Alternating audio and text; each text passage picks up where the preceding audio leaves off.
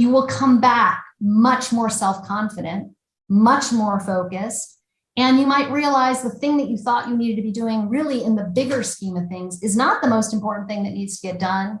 But even if it needs to get done, you're going to be able to do it in less time now because you're going to be more focused and you're going to be able to calibrate the amount of effort you give to it to what it really demands.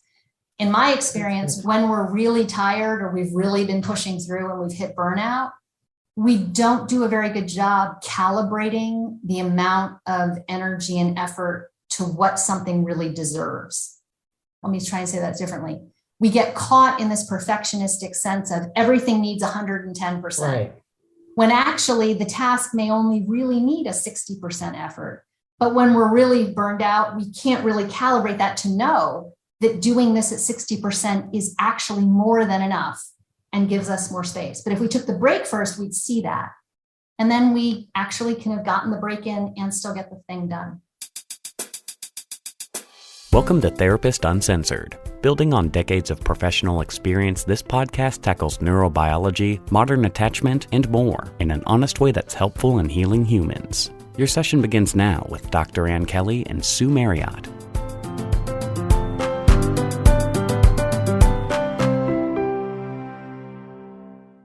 So many of you across the world have been under an extreme amount of prolonged stress, especially over the last few years, from COVID to racial tensions and political unrest, to financial and emotional strain and isolation, and now a war raging in Ukraine.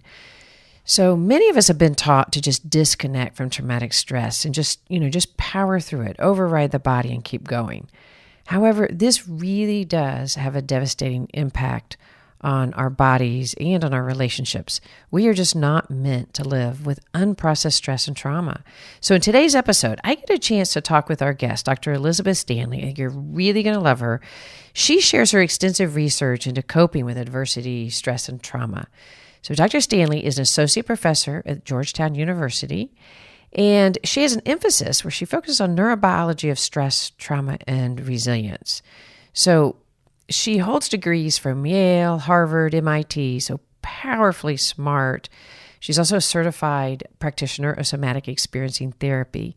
But what I really love about our dialogue is that she is so personal in her experience for why she started in this process to begin with. So she is a U.S. Army veteran with a PTSD diagnosis for herself. So she's able to really speak about recovering from stress and trauma from a very powerful and personal place.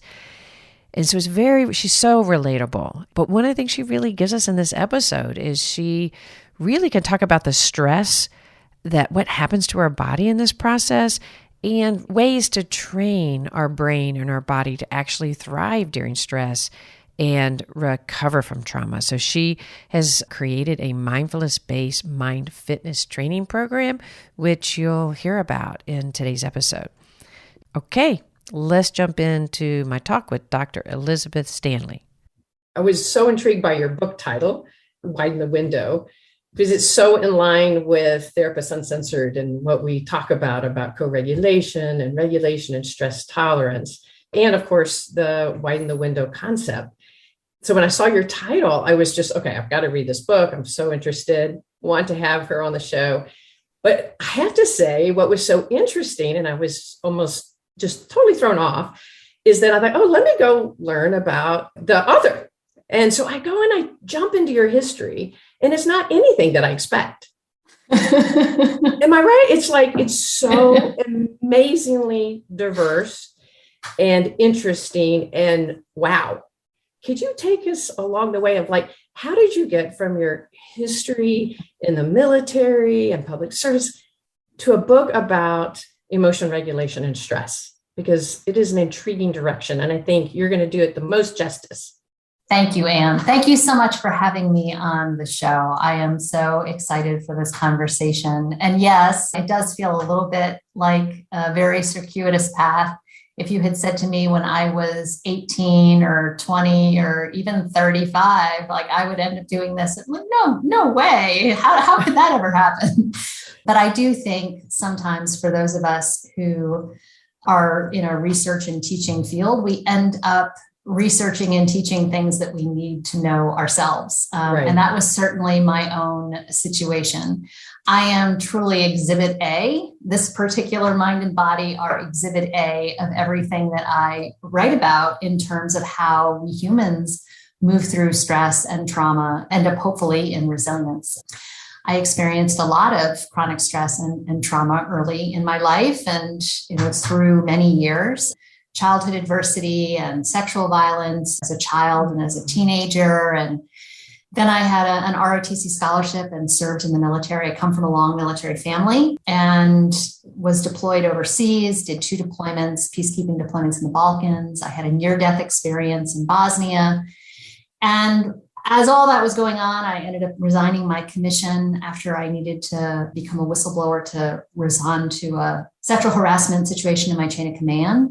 And I found myself in graduate school. I'd applied while I was still on active duty, thinking I was going to go teach at West Point. That had been the plan. And here I was now in graduate school, a civilian, and not knowing what I was going to do and coping with 2.5 decades at that point of all of this dysregulation that I had been shoving under, compartmentalizing and suppressing and powering through with hyperachievement, the way many of us in our culture have been socialized and rewarded for doing. But my life was falling apart. I was really having a lot of physical symptoms and insomnia and migraines and chronic respiratory problems. And I developed depression and PTSD. And that was kind of my doorway in to start this journey.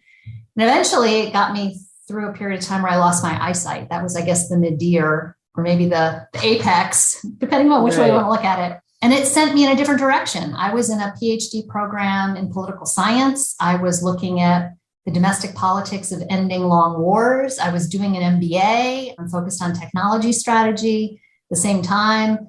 And stress and trauma were not on my radar, except my mind and body had gotten me to a point where I needed to address it. And it sent me off in this other journey, my own healing journey, a lot of intensive mindfulness practice here. And I spent some time in a monastery in Burma.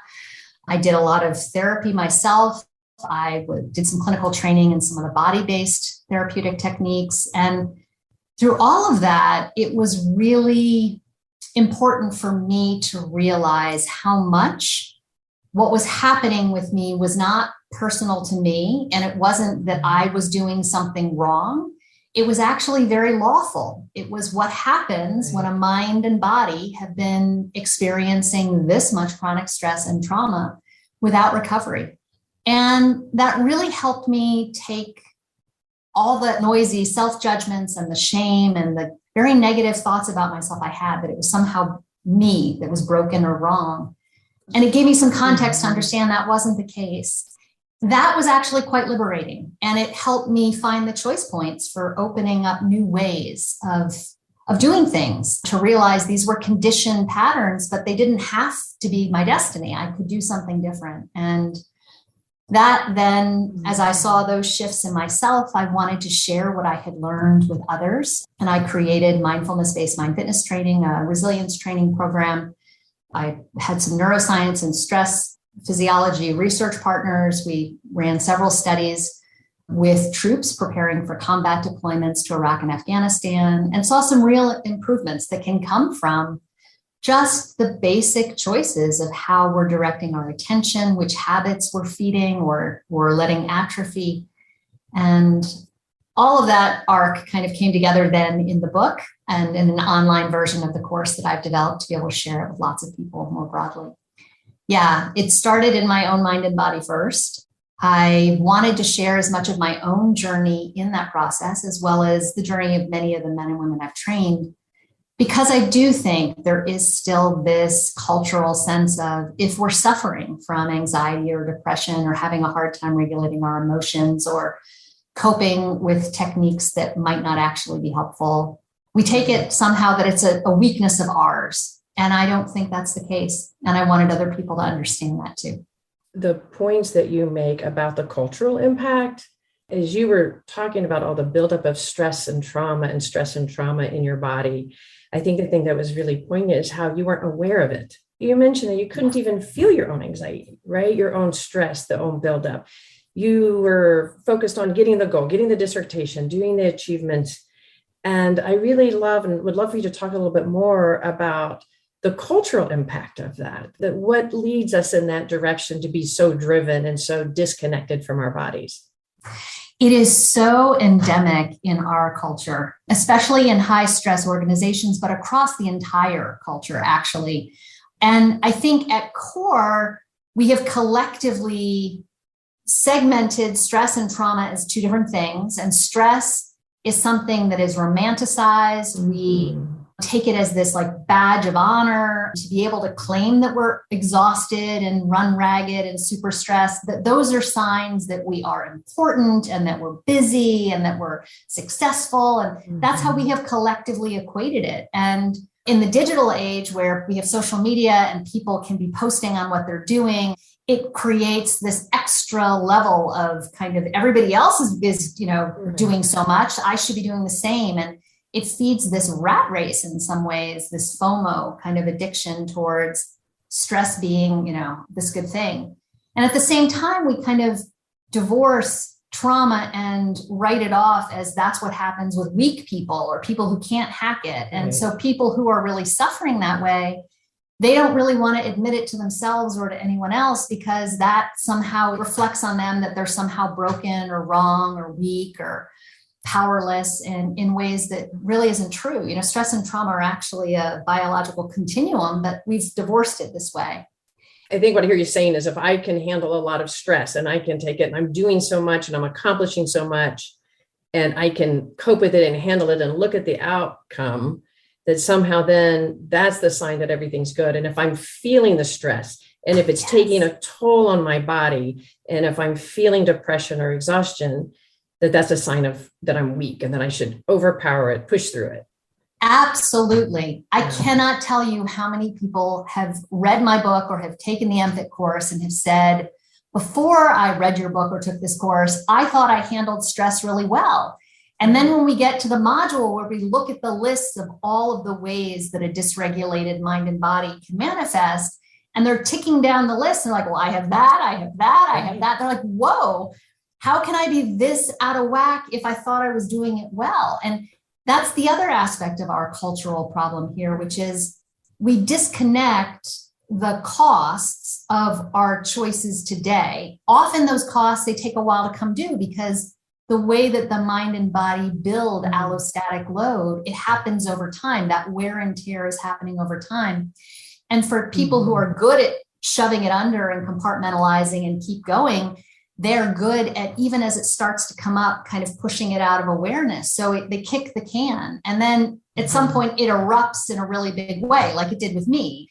Losing my eyesight was like, this cosmic frying pan upside my head. I couldn't not attend to it at that point. But I think for many of us, we're kind of moving along, not paying attention to this cost that we're kicking down. And then when it comes due, we have disconnected it from what we were doing that contributed to it. And that, I think, also feeds this sense of powerlessness or I'm weak or there's something wrong with me. And I'd love for us to see these pieces get pulled back together because they are co-arising. Those choices are leading to these outcomes. We're just choosing to ignore it until it becomes too loud. But if we became more aware of it as it was happening, it would open up tremendous choice points, both individually, but also like in the way that we're structuring our work environments, in the way that we structure schools or communities. So I do think the cultural piece exacerbates it. And I wanted to address it because I've worked with so many people who are suffering by themselves and assume it's something wrong with them. And they don't really understand how much the context of the way that we're setting it up together is actually making it so hard. You'd mentioned earlier about those individuals, especially high achieving individuals that have learned to kind of disconnect from their bodies, if you will, in a way. You can't feel it. And there's some pride in that. And they can keep going and going and going. Not only does it impact their own body down the road, but it very much impacts their relationships with themselves and other individuals in their lives, because if they're disconnected and they're not holding their own stress, somebody's got to hold it, right? Yes. So it absolutely. could be their children, their partners, their employees. So there's a way that somebody's going to pay. So if you're going to disconnect and you're not going to feel the ongoing stress in your own body and keep going and going, there is going to be a cost. And I think that's part of your point, isn't it? There's going to be a cost maybe to your physical self, even if you want to disown that and say, no, I've got it. You don't realize it. I have it. I'm one of those ones that can keep going and going and look how healthy I am. But I think what you're saying is, if you just keep kicking it down the road, there really is a chronic impact in your relationships and in our community. There absolutely is. And I like how you said it's both blocking our ability to have contact with ourselves and our ability to really have contact with others. And those two things are always going to operate at a similar level. The more we are in touch with ourselves and our whole selves and allowing our whole selves to be part of our awareness and part of our decisions, the easier it is for us then to be aware of and allow and compassionate for others' whole selves. And that allows for real connection where all of those pieces, all of our human vulnerabilities can come to the table and can deepen the connection between us. But you're absolutely right. When we're walking around these little disembodied brains, completely cut off from everything, below our neck, we have no awareness of how that is affecting and coloring the way we're taking in information, the way that we're making decisions, the choices that we're making, and how we're spending our time, how we're investing or not in our relationships. And we're often then externalizing it completely unconsciously, as you put it. You didn't put it unconsciously, but it is often very completely unconsciously. Externalizing all of that pent up discomfort and pain and intense emotion. We're putting it on other people. And it shows up in conflict in relationships. It shows up in the coping mechanisms we use that have kind of ripple effects, substances and alcohol and violent behavior, or even self-harming behavior that then has costs on others. It fuels around. And when you look at some of the trends in social violence in this country, in the use of substances, in the opioid epidemic and the drug overdose deaths and the suicide rate, all of these things are showing how this externalization is happening on a collective level because we're not investing enough in really being aware of what's going on in each of us and doing what we can to regulate that. Let me put this as a question. In my experience, and I'm wondering if it's borne out in some of the research that you studied. By the way, I love how empirical you are, because I think bringing the research in, especially for those of us out there that are high achievers and want to go, I have found bringing research and real data in is a point that will catch people's attention. So one of the externalizations, I think, when we're disconnected from the body that I've noticed is that we experience a great deal of impatience and intolerance and lack of flexibility. And the externalization often is because what happens is we have to tune into our own body, right? If somebody isn't moving as fast as we are, then we have to sort of slow down. And if we have to slow down, we actually feel our body and we feel our heart rate go up and the pressure. And then instead of going, oh, wait, my body's getting overloaded, it's you're not moving fast enough. Or you're not following, or you're not succeeding. That's one example that I have found that is that externalization that we might not be aware of, that we are externalizing. We just see everybody else as too slow or too resistant or not bright enough. Is that consistent with things that you have found in some of the studies that you have done? Absolutely. In the book, I talk about thinking brain override, where we live very much with this kind of compartmentalization and suppression. And for people who are in thinking brain override, they're not just lacking connection to what's going on in themselves. Right. The research also shows that when they're in that space, they're more likely to end up with us versus them thinking. They're more likely to be unable to pick up on pro-social behaviors or attempts at cooperation and constructive communication from others. They're more likely to read ambiguous situations as threatening and then get more activated, and it can feed this escalation. You're right. If someone were to slow down and actually tune in some ways that is threatening. for them. And so they kind of keep moving forward and keep putting the blame outwards. But I think as we've seen over this last number of years, and as social media has really exacerbated, it's driving tremendous amounts of divisiveness and polarization and lack of tolerance that only gets both sides, both survival brains, both people activated and feeling unsafe. And it starts these very vicious cycles. It can be in a couple, it can be in a community. It doesn't matter. It's just the way our social wiring works. Mm-hmm. And you're right. Part of the process to interrupt that and to start de-escalating that is having both parties slow down enough and feel into what's going on in themselves and taking responsibility for that and trying to re-regulate that, to down-regulate it so that they will not be quite so externalizing. But that is not a skill set that we are teaching in schools. It's not a skill set that most people are familiar with. Like any other skill set that's involving our mind and body, it requires consistent practice. It's possible. Anyone can do it. It's just, that's not our default right now collectively. Well, and I can't imagine a better time for us to be talking about this. You just mentioned social media, but you've talked a lot in your book, and I think we'll probably jump into that in our discussion today, but the chronic stresses that end up adding to our personal dysregulation, having to do with feeling like we don't have any agency and feeling like we're in constant threat. And with COVID and the ongoing nature of COVID, it's not like our bodies are set up, aren't they, to like, okay, I'm going to get all ready for stress, I'm going to handle it, and then I'm going to have the resolution. And yet we just keep staying in this place. And the ongoing war, the ongoing political divisiveness, our bodies, it seems like, are just constantly under these small, constant threats, combined with the big threat of truly losing our lives, losing our loved ones, or losing our relationships. So it just seems like imperative for us to be teaching the kind of skills you're talking about, doesn't it? To learn how to slow down.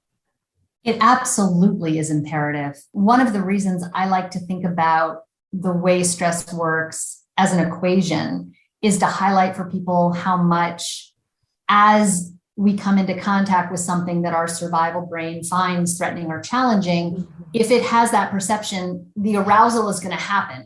It can't not happen. For so many of us who might be feeling like we're not managing it well, we then take it personally that the stress has started and we feel guilty about it, or we start all of these different thinking brain narratives to judge it and kind of dismiss it. Like, well, I shouldn't be stressed about this. So-and-so has it so much worse. Like, I should have done that differently. I could have done that differently. Why? This is no big deal. Why am I making a deal out of this?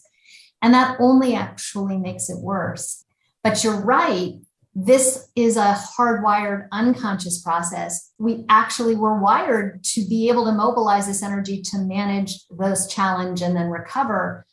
But since most of us are living as little brains disconnected from our bodies, all of the ways that we relate to any experience, including stress, come from our thinking brains. So for many people during COVID is a stressor that has all of the characteristics that lead to high arousal levels. It's novel, it was something unfamiliar, it's unpredictable, it's been uncontrollable, and it is physically threatening to our survival. Our physical survival could be threatened by this. It's also threatening to our identity to some case, because some people have lost jobs and it's had identity effects too. So, and social isolation. So it's created all of these things that are going to lead to a lot of arousal, but all these disconnected brains, not in touch with their bodies, they don't want to feel that. So they go to find ways to help their thinking brain feel safer.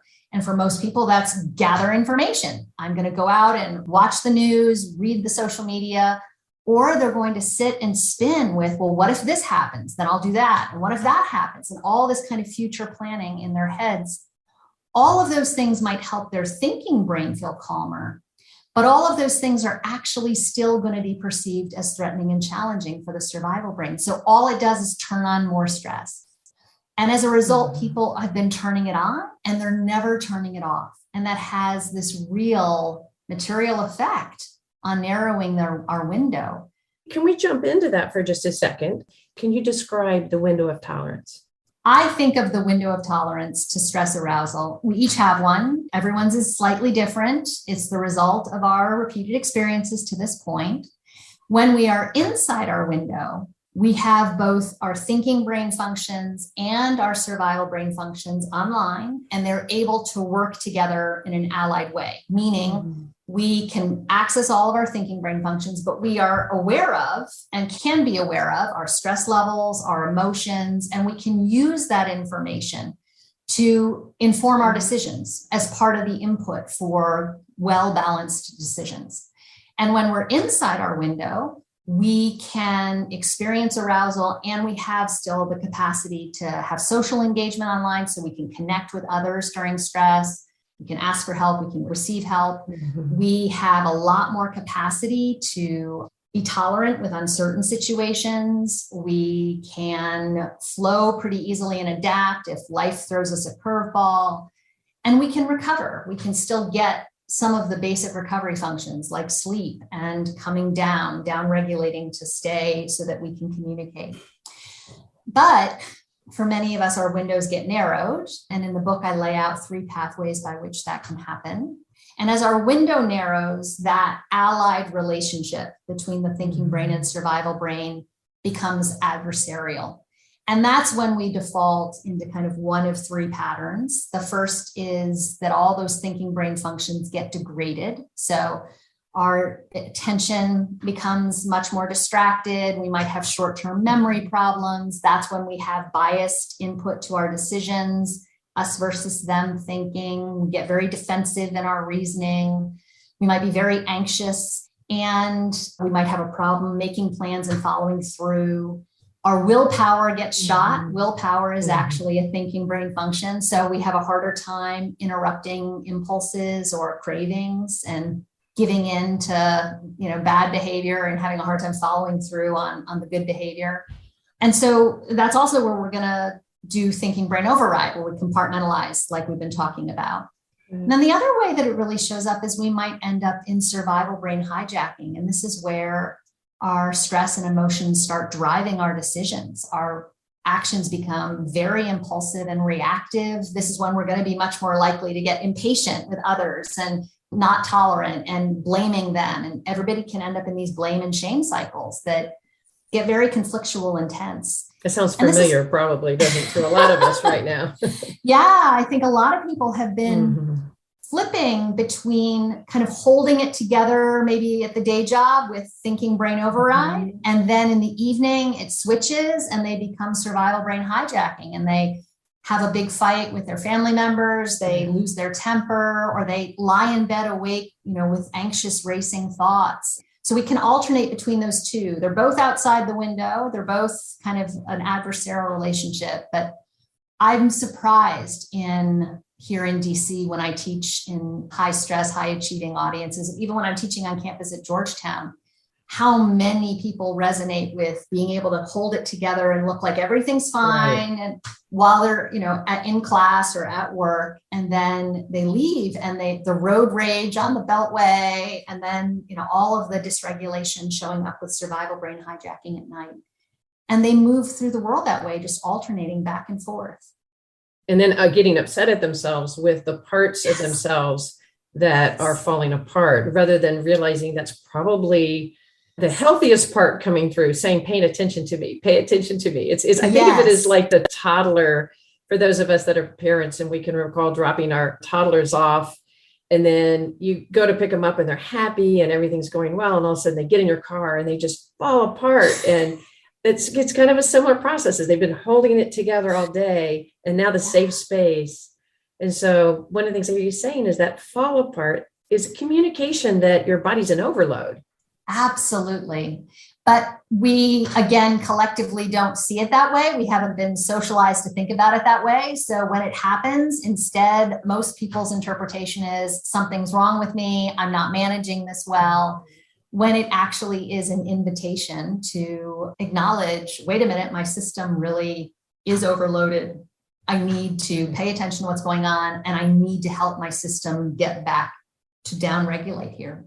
As we learn how to do those things, both the paying attention and then making choices based on what we're learning from inside ourselves, that actually helps the survival brain begin to feel a lot more agency in any stressful situation.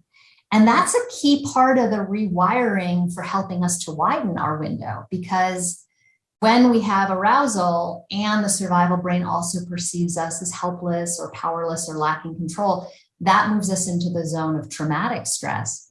But if we can have arousal without necessarily feeling overwhelmed by it, that we know that there's certain things we can do, certain choices we could make that can work with this in a constructive way, that kind of protects against the very high arousal of trauma. And that was really a revolutionary thing for me to learn in my own mind and body. And I've watched many other people figure that out for themselves. And it really does change our relationship with what stress is. Not that we're romanticizing it or we're avoiding it, but that this is something we can naturally move through because we're wired to do so.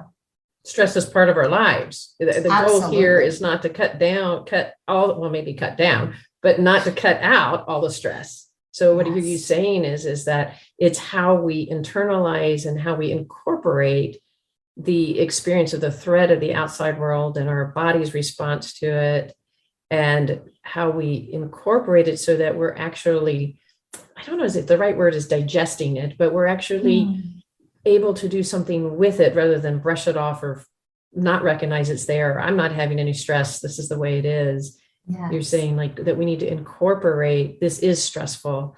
My body is getting tired. I need to attend to it. Yes. Yes.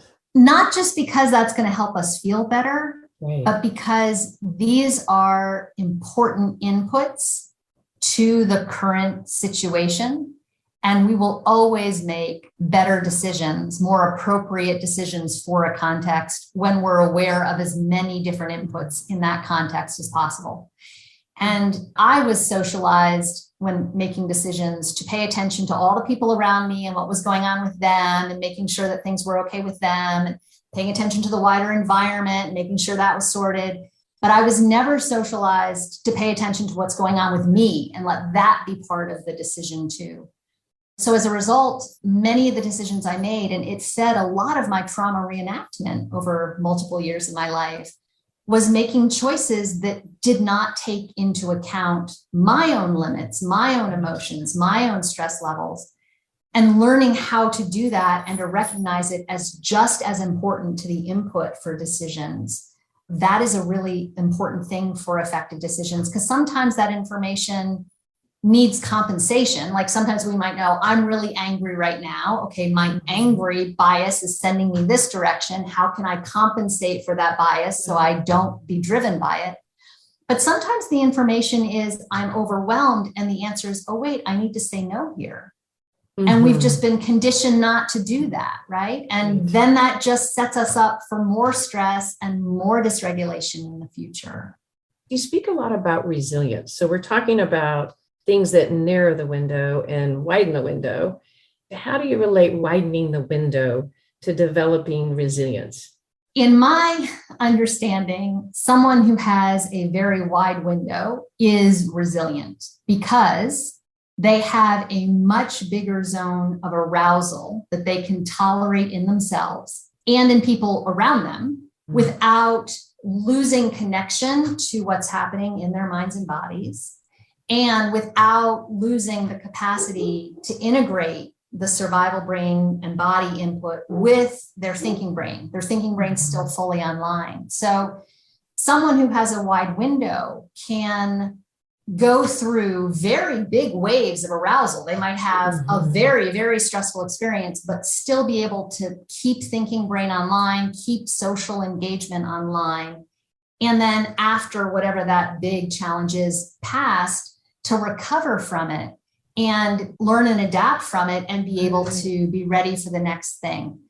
Resilience isn't a static process in our minds and bodies. It's actually quite dynamic. And we need to be able to move and function well through lots of range of arousal.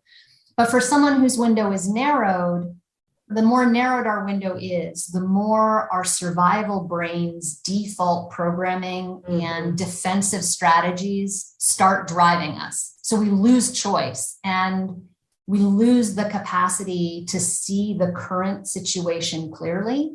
We're much more likely to like put templates of prior learning, prior stressful learning onto the current situation.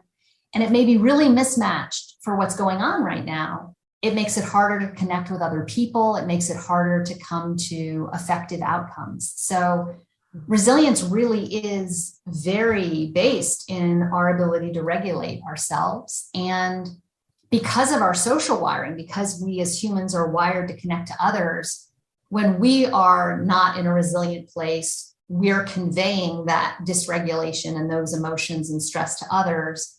But when we are inside our window in a resilient place, we're conveying that in kind of a grounded way to others. So our own window has this ripple effect in the collective window of our family or other social groups in our organization. And I'm particularly interested in that intersection where we start moving towards talking about how we collectively can be resilient and the collective tolerance for stress levels. And I think right now, even prior to the pandemic, the collective window was kind of narrow, but especially over 2 years of the pandemic, our collective window is quite narrow. Our collective resilience is quite undermined.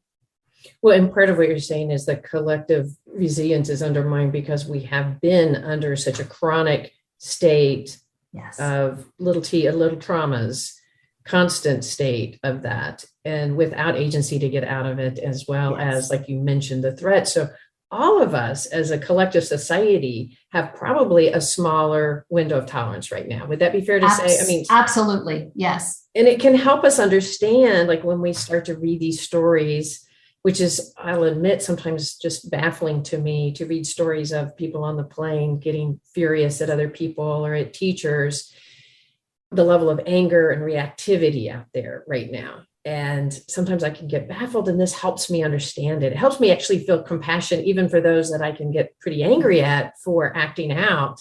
And I can ignore my own acting out, but I can stand over there in judgment of people acting out, and I don't mean to, but it helps me understand that as a society right now, we've narrowed our window as a society, haven't we?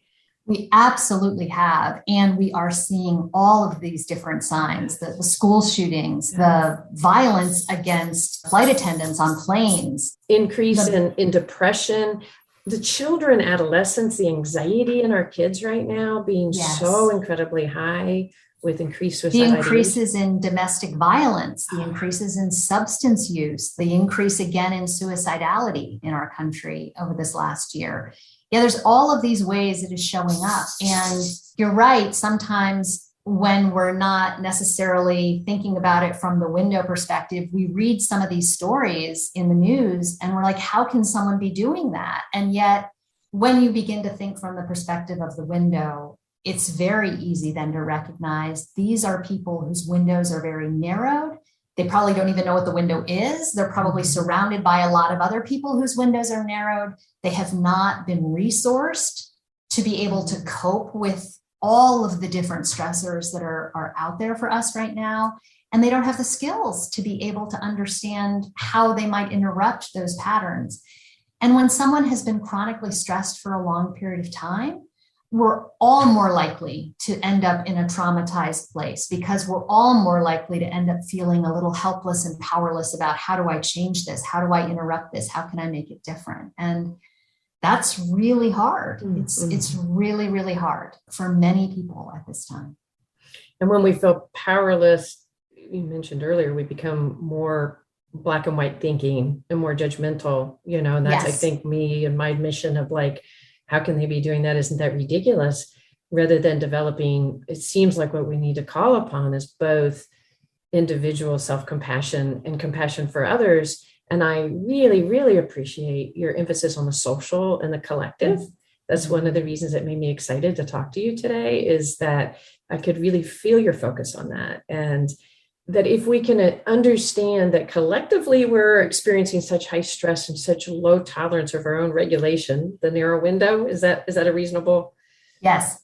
So that if we can understand that as a collective group, we want to widen the window. We don't want to just stand in judgment. I think of that in partnerships when your partner is completely dysregulated and you're standing back and judging them for hitting the ceiling and not being able to regulate themselves, rather than going, okay, wait, I need to take care of my body first and really learn to regulate my own body and develop self-compassion, and then turn to others, because the focus, it seems imperative right now. And I think we would agree that we need to widen the window as individuals, but especially as a community and as a culture. I fully agree, Anne. And I love that you highlight, because it's so important, that we have to take care of ourselves first. When we get into that thinking brain override, judging others place, we are disconnecting from ourselves. So when we do that disconnecting from ourselves, paradoxically, it opens us up to be more likely to pick up on stress and emotion contagion from others, because we're not really in tune with where our own system is. And so we're not grounded enough in our own system to keep our own survival brain calm and grounded and stable. So it opens the doorway for others' stress and emotions to come through and to activate us and get our survival brain freaked out. And then we're feeding it further. And so instead, when we have that urge to read one of these stories and be baffled and start judging someone else for their reactive behavior, if we were instead to use that moment as a cue, like, wait a minute, I'm noticing myself getting judgmental. What's going on in my own body right now first? Can I redirect my attention to noticing my butt in the chair, my feet on the floor, some of these target objects of attention that help our survival brain really recognize that we're supported and grounded? Our whole system can settle. It creates space for us, and it helps turn on the hormones that protect us from moving into our defensive mode in terms of our nervous system. So it helps protect us from turning on fight or flight or falling back to freeze. It helps protect us from someone else's stress and emotion contagion activating. And so someone else around us might be extremely reactive. And instead of meeting them in reactivity, if we can stay grounded, we can actually interrupt what could have been a very vicious cycle. But again, that's not what most people are doing. But this time and this collective narrow window is the opportunity for us to be practicing that.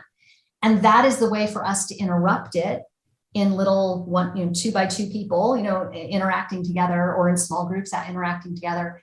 And as we do that over time, it will help to widen the collective window. That's incredibly inspiring, because just the idea of being able to have an impact, as you mentioned earlier, that it's a lack of agency that is probably some of the most powerful thing that can happen in our body. And so to have a belief that I can do something to widen my own window, which will help widen the window with my relationship or with my children, and then with my family. And we need that so much right now, isn't it? Rather than the alarm bell. And I think we talk about it on the podcast, and you mentioned the word externalizing, that often when we feel that threat and that dysregulation, we think we have to manage what the threat is and get that threat under control so that then we are regulated. And the emphasis on, wait, I've got to regulate myself, go inside.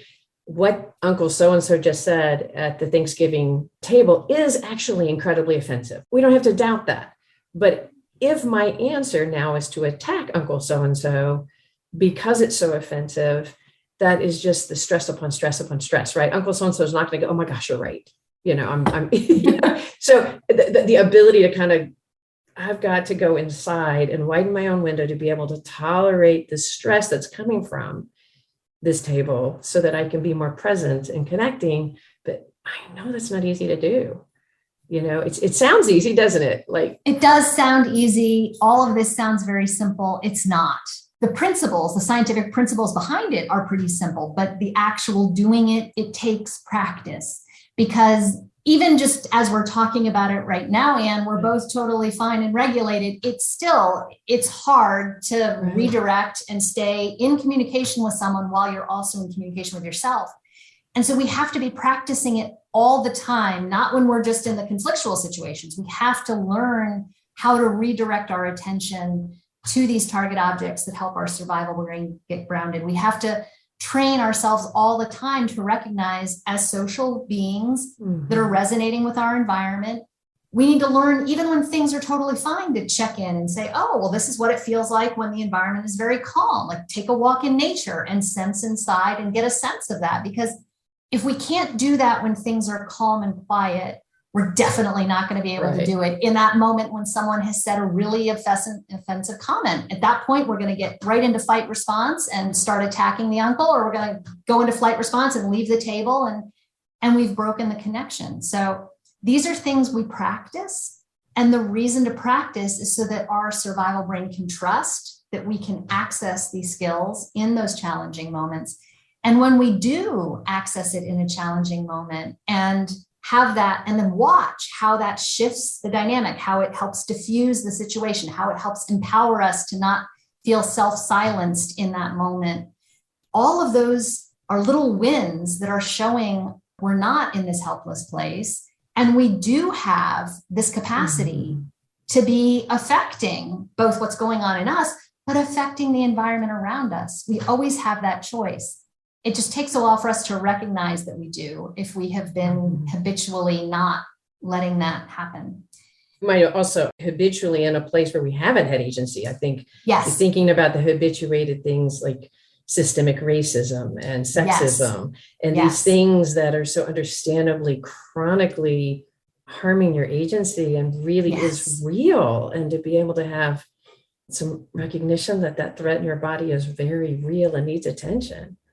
Absolutely. And that constant exposure to that has created default programming for your survival brain to think that you don't have control, or to immediately assume that this is not a situation that you can speak up in, or for your survival brain to immediately assume this is really unsafe and I have to be quiet. I can't do something different.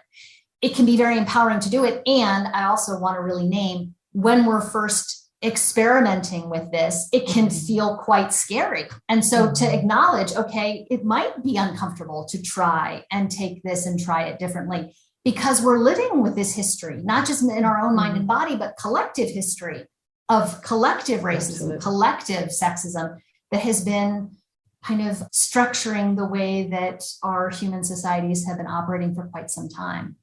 And as we make those shifts and we start to practice different ways of being in community with other people, that actually will have shifts beyond just us, because it does shift this wider collective.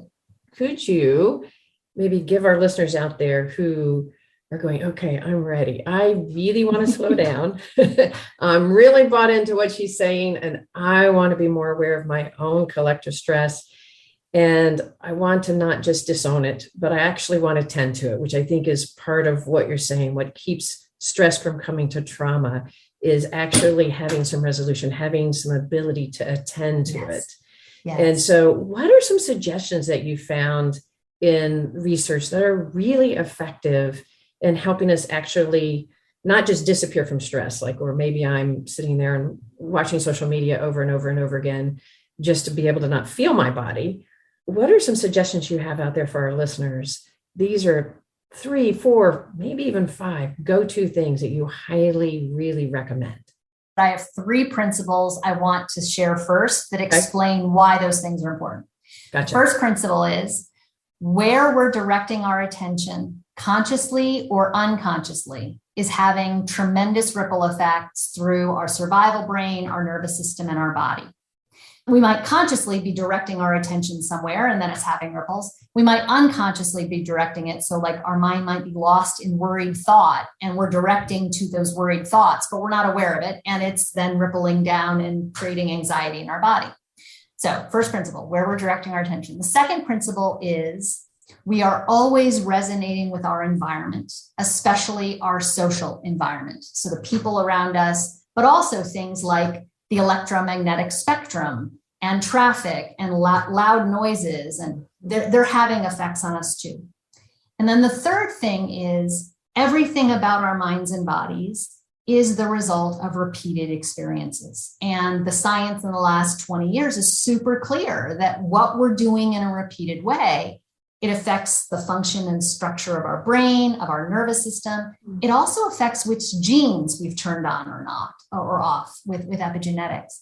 So with those 3 things in mind, Habits are important. Where we're directing our attention is important, and what we're resonating with, which environments we're choosing to put ourselves in. Knowing those three things about ourselves, if we invest in habits that support recovery, and we invest in ways to direct our attention in ways that help support recovery, and we put ourselves very consciously into environments that are going to be regulating and avoid environments that are going to be really activating as much as possible, having some limits and boundaries around that. That helps us begin to think about how we're structuring our days, which habits we want to be investing in. The biggest payoff habits for recovery are sleep, getting enough sleep, 8 hours a night preferably, but definitely at least 7 every night. You can't make it up on the weekend. The research is super clear. You can't like sleep less in the week and try and catch up on the weekend. It just doesn't work in terms of its effects on our cognitive function and on our immune system and our hormones and on our emotions. So getting enough sleep is the big first habit, I would say. The second habit I would say is investing in relationships where your system feels safe. So where you can be in communication with someone and be fully in your body and not have your body going bonkers. And some of that initially will be realizing that many of the people that you thought you liked to spend time with are actually not going to be helpful for your mind and body. They might be very anxious or very restless or very angry or toxic in some way. That's not to say you cut them out of your life, but it does suggest then you're going to be more boundaried about how much time you have with them.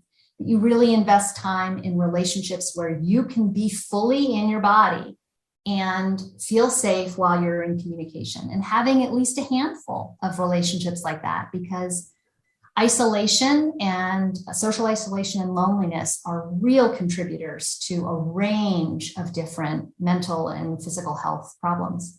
That's the second recommendation I'd have. The third recommendation I would have is we need to be moving more. We do a lot of our recovery during cardiovascular exercise. So if you're not getting your heart rate raised at least 3 times a week for half an hour, that needs to be a priority. And then when you cool down from working out, sitting down and letting your system, you might direct your attention to your butt in the chair or open your attention widely to hearing and let your system do some additional recovery as you do that cool down. And then the fourth recommendation I would have is to actually train our attention. And your listeners can get the first exercise in the mindfulness-based mind fitness training, the MFIT course sequence I have as a 5-minute audio file. You can get it from my website as an auto download, put it on your phone, listen to the instructions. It is how to direct your attention so that your survival brain can downregulate. And if you practice it every day, that skill will be available to you when you're talking to someone, and it will definitely then become available to you during stressful situations so that you can redirect your attention in ways that help your survival brain feel stable, even in the midst of stress, so that you won't add anything else on and that you can then recover afterwards. Those would be 4 recommendations I would have. That's the great. Last one I would have has again to do with the environment. Nature is so regulating. So in addition to moving your body, spending some time with people who are regulated, we talked about that, just spending time outdoors in nature is actually very downregulating for our system. So if you've ever noticed when you've been very anxious or very stressed or very angry, you go out and dig in the garden for a bit or sit under a big tree or take a walk in the park, how much better you feel, how much more perspective you have. Nature is regulating and our systems pick up on that. So limiting the toxic contact, but also then making time for contact that's really going to help support our systems to regulate. I find, kind of getting back into the idea of the high achievement, I find sometimes it's really hard to help clients realize how important it is to stop and take a break, because what happens in their system, if they think about going out for a walk, the whole time they're thinking about what they're not getting done. And this belief, if I could just get this done, then I would feel better, right? So if I'm going to go out here in nature, or if I'm going to go, then I'm going to be just more stressed at the end of the day. What would you say? Do you have any particular words of advice that I could use to kind of convince somebody, no, stop. And that's a little bit of why I bring in the empirical research, because that really impacts people when they go, no, wait, this is actually science. This isn't just a feel good thing. This isn't us just saying, oh, get out there in nature because it's good. Like, this is hardcore science. There is a lot of empirical evidence now that shows the re-regulating effects of being in nature. Several peer-reviewed studies that have made that quite clear. In terms of what to say to the person who's like, well, I can't take the time for this. It's just going to get me further behind for the day. And it's just going to make me more stressed later. And I used to be that person. So I totally relate to your clients making this comment to you. And if I'm going to speak as if to myself back in my younger days when I was in that place, if I could go back to that me and say to that younger me, listen, your choice to keep going right now and thinking that if you just finish X thing, that then you're going to feel better, you know, somewhere deep inside, that is not true. You know that when you get to that point, then your thinking brain is going to lock onto the next thing and say, well, if I only just do this one more, and it becomes a never-ending cycle. And instead, while you're doing that, you are continually overriding this important piece of information that your survival brain is giving you, which is that you need a break. You've hit a cognitive limit. You've hit an emotional limit. You might hit a physical limit, whatever limit it is that has given you the urge to go take the walk. If you override that limit, you are setting your survival brain into a place where it is going to feel powerless, because it has given you information and you're not listening to it. So you are putting your survival brain into a powerless place. And you might think it makes sense to keep working right now, but you've actually just traumatized yourself in doing that. Instead, if you could just take that information and take that on board and say, okay, yeah, I'm looking at the rest of the day. I am getting a little bleary. I am getting distracted. I'm not paying attention very well with what I'm doing. Can I take 10 minutes? If I was supposed to be on another Zoom call, can I say I'm going to be a little bit late to the meeting and just take a brisk walk around the block? Doesn't have to be a long time, but get the body moving, get it outside. Your survival brain will then be inside saying, yay, I sent some information and got listened to. And it sets your survival brain into this very relaxed posture so that you will come back much more self-confident, much more focused. And you might realize the thing that you thought you needed to be doing really in the bigger scheme of things is not the most important thing that needs to get done. But even if it needs to get done, you're going to be able to do it in less time now because you're going to be more focused and you're going to be able to calibrate the amount of effort you give to it to what it really demands. In my experience, when we're really tired or we've really been pushing through and we've hit burnout, we don't do a very good job calibrating the amount of energy and effort to what something really deserves. Let me try and say that differently. We get caught in this perfectionistic sense of everything needs 110%, right, when actually the task may only really need a 60% effort. But when we're really burned out, we can't really calibrate that to know that doing this at 60% is actually more than enough and gives us more space. But if we took the break first, we'd see that. And then we actually can have gotten the break in and still get the thing done. The training that you're speaking about, you are training our military forces with it. Tell us a little bit about what it is that you feel like the military, that the individuals in the military need from it and are gaining from the training. How do the military go, wait, we really need to help our troops really learn how to attend to themselves and to regulate themselves? So the doorway in was not necessarily understanding self-regulation. That was not necessarily where they were when I first approached them, more than 15 years ago at this point. But they were interested in performance enhancement. And they were also interested in and knew from long-standing organizational habits around the role of physical fitness. And they work out on a regular basis as a unit. They do PT together. It's the longest standing habit of all of the organizations in our society. The military was the first to adopt physical fitness habits collectively, over 100 years ago. And they understood that. And I knew that there was a parallel, and that was how I approached them about it. And they began to realize that doing the kinds of self-regulatory attention training exercises and self-regulation exercises that we teach in MFIT was very complementary to their PT, to their physical fitness training. So that was the doorway in.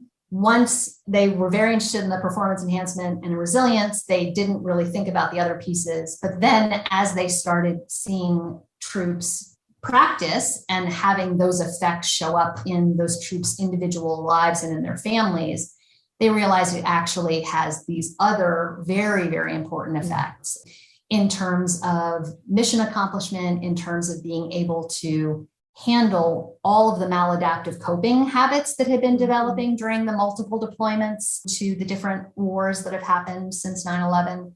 The chronic stress. Oh my gosh. And the chronic stress, the suicide rate, the substance abuse and alcohol abuse, the family violence that had been happening, that this was a way to begin to get it under control. So we've taught in a number of different military environments and in law enforcement environments, in medical ER environments. There's a lot of high stress organizational environments that MFIT has been taught.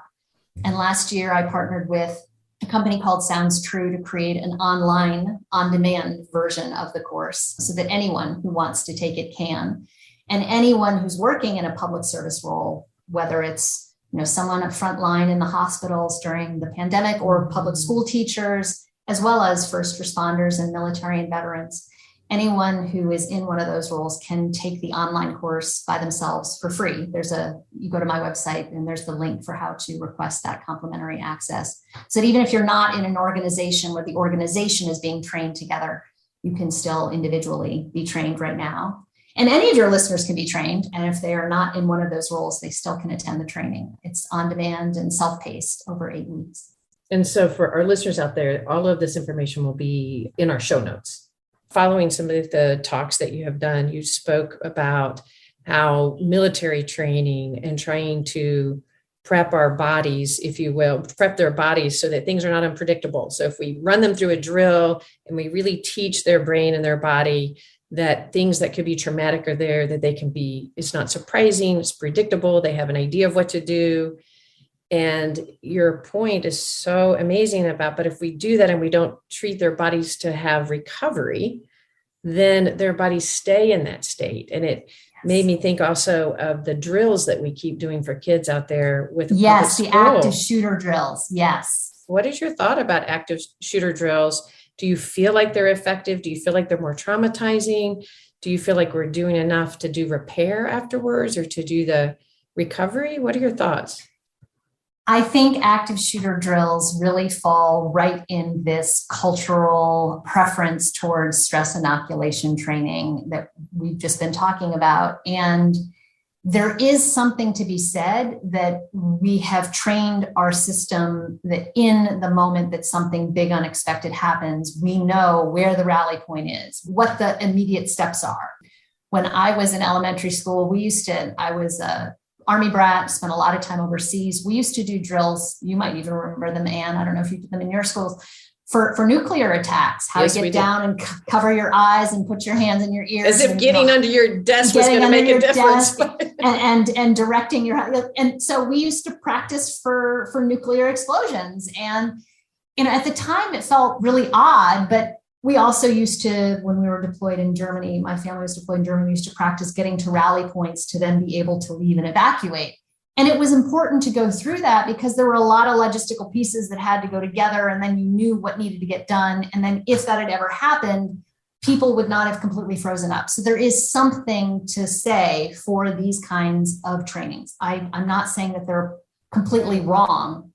And I do think with the number of mass shooting events that we've seen in this country in the last number of years, it's important for teachers and students to feel that they can know what to do and not everybody get caught in a freeze during the headlights.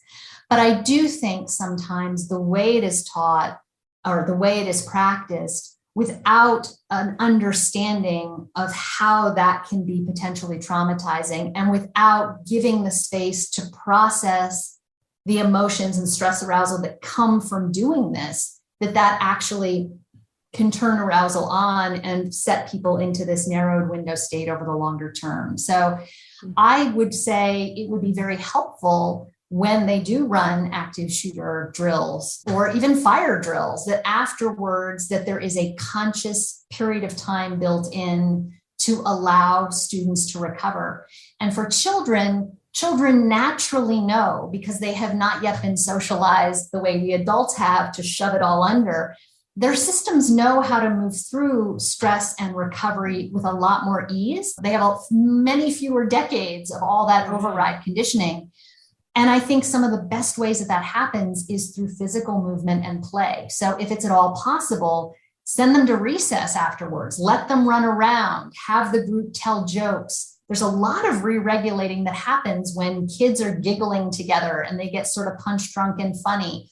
All of that laughing and giggling and moving their bodies and getting, feeling waves of heat. And those are all ways that the system is actually doing recovery. And I don't think it would be very hard to tack that on as part of the transition after the active shooter drill, before you go back to people sitting down and paying attention in math class or reading or, doing some other social science class or something. I think it would be a little bit more organic. They would go through that arousal. They would go through the event. They would have a chance to move their bodies and you sort of have unstructured play for a bit, get some of it out of the system, come back into the room, maybe have a conversation to sort of set that stage and see if there are any emotions that need to be processed as a group, and then go back to class.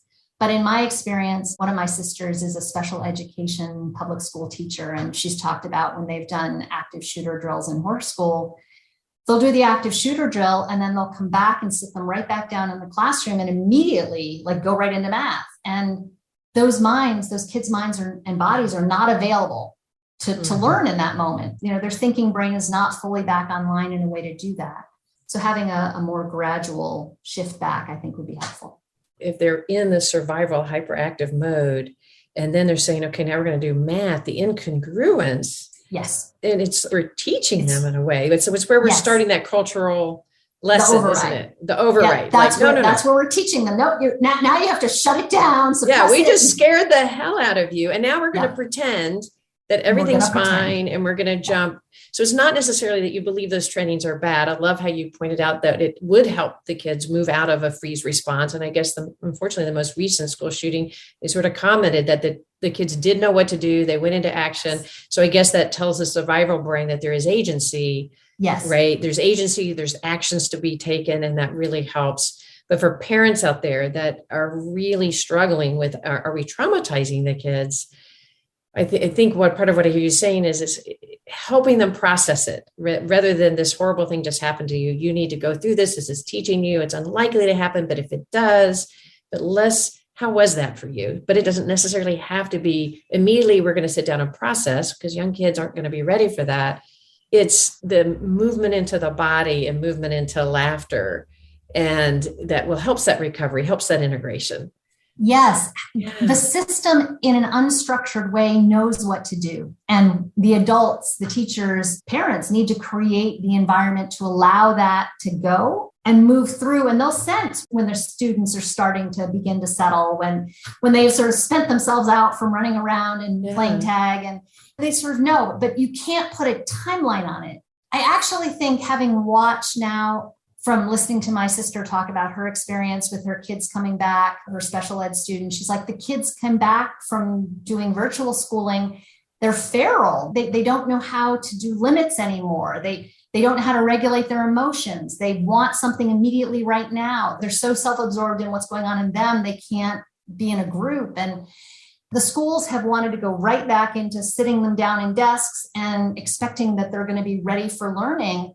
And the parents are assuming that that's going to be happening. And the schools have been assuming, okay, we're going to, go right back into the make up for the lost time, as if nothing's happened, as if none of this disruption had any effect on those minds and bodies. And in some ways, that's just setting the kids up, and certainly the teachers up, for failure, because it's disregarding the reality of what this experience has been for everyone. And it's disregarding the fact that they need to learn to be re-socialized into being in a group of people again. And that part takes time.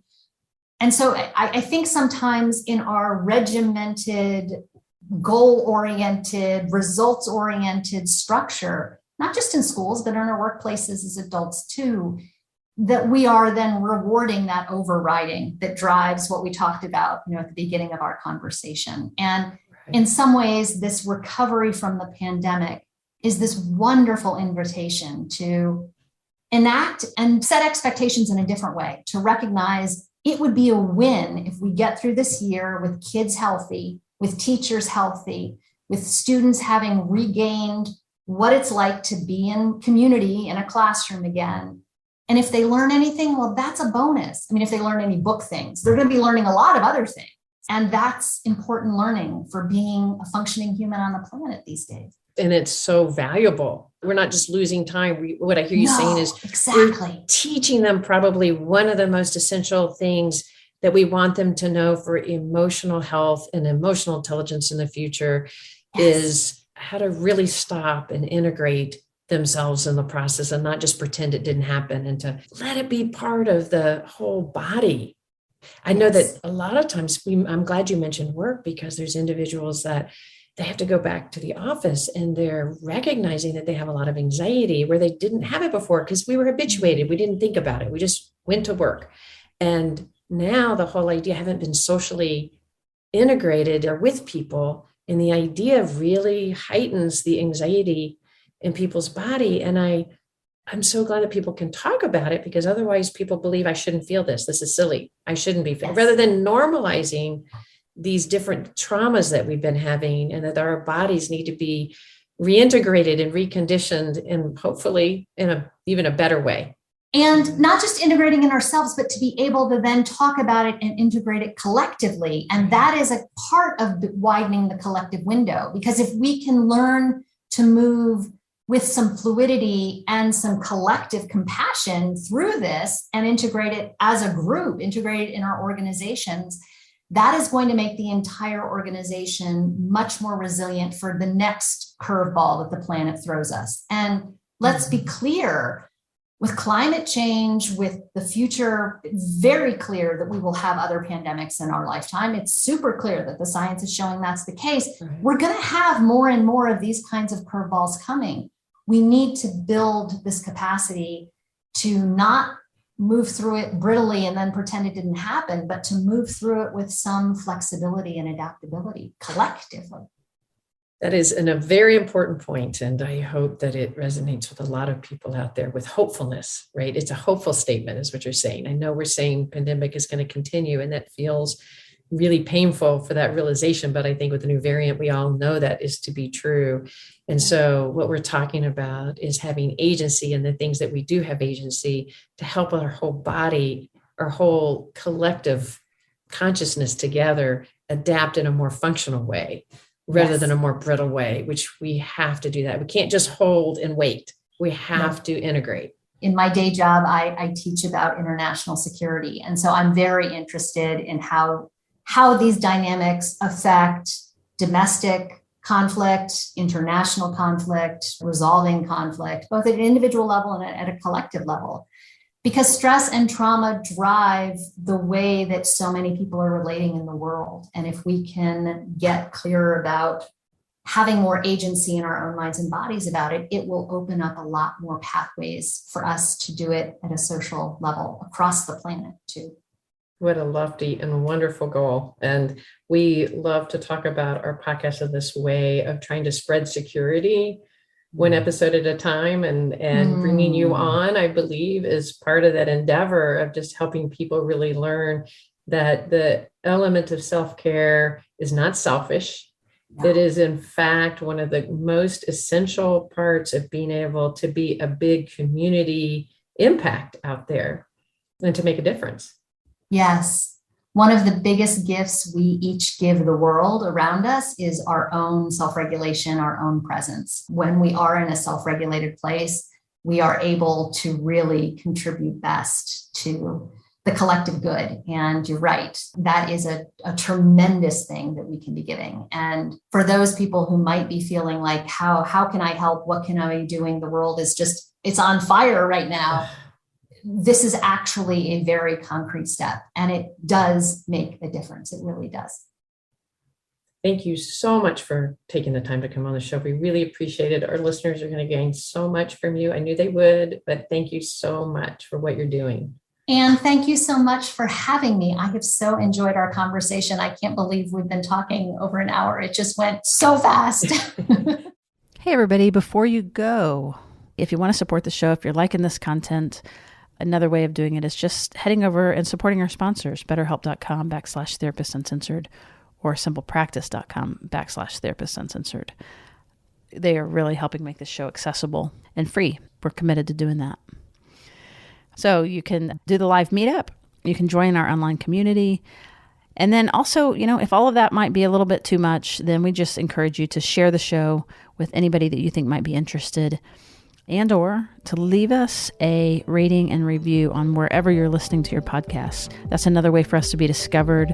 We really appreciate it. Uncensor yourself. Let us know what you think.